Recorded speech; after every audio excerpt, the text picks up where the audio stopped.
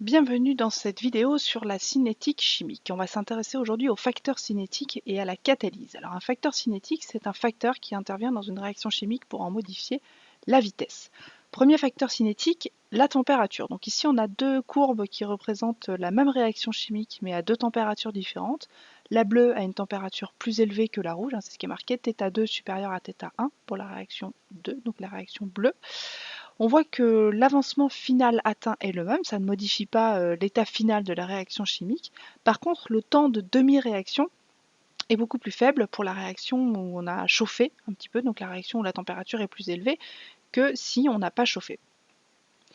Alors pourquoi? Tout simplement parce que le fait d'augmenter la température augmente l'agitation thermique, c'est-à-dire l'agitation entre les molécules, et favorise donc les rencontres, les chocs entre les molécules de réactifs.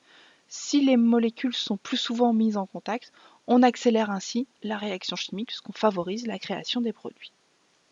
Deuxième facteur cinétique, la concentration des réactifs. On a encore deux courbes ici, donc la réaction chimique c'est le peroxyde d'hydrogène, appelé aussi eau oxygénée, à 5 mmol par litre à chaque fois, avec l'iodure de potassium, Ki, à 500 mmol par litre pour la réaction en bleu et 250 mmol par litre pour la réaction en rouge. Les deux à la même température bien sûr, parce qu'il faut bien comparer ce qui est comparable.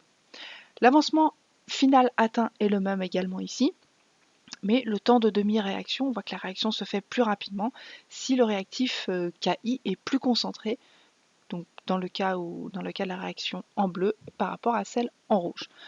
Pour les mêmes raisons que tout à l'heure, le fait qu'il y ait plus de molécules de réactifs dans le mélange va favoriser les chocs entre les molécules de réactifs, puisque s'ils sont plus nombreux, il y aura plus de chocs, et donc va favoriser la formation de produits, la réaction chimique aura lieu plus rapidement.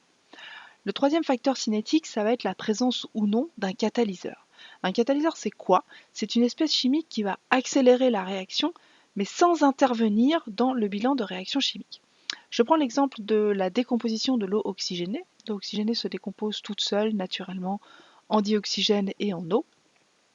Mais si on ajoute le métal platine dans le mélange, on voit tout de suite des bulles apparaître, la décomposition se fait beaucoup plus rapidement. Mais le platine est là au début, il est là à la fin. Un catalyseur est restitué intégralement en fin de réaction chimique, même s'il interagit avec les réactifs.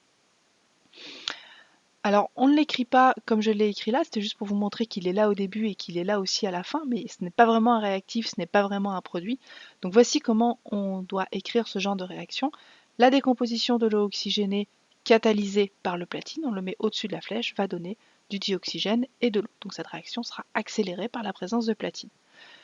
Quels sont les différents types de catalyse, les différents types de catalyseurs? Alors tout d'abord, on a la catalyse hétérogène. La catalyse hétérogène, c'était le cas qu'on a vu juste avant, c'est quand le catalyseur n'est pas dans le même état physique que le mélange réactionnel. Ici, le catalyseur était solide, le réactif était liquide, on a deux états physiques différents, c'est une catalyse hétérogène. La catalyse homogène, je vous laisse deviner, c'est quand le mélange réactionnel et le catalyseur sont dans le même état physique. Donc par exemple, si on ajoute de l'acide sulfurique quand on synthétise de l'aspirine ou du paracétamol, on accélère la réaction, c'est une catalyse homogène. Dernier type de catalyse qu'on appelle la catalyse enzymatique. Le catalyseur ici est une enzyme.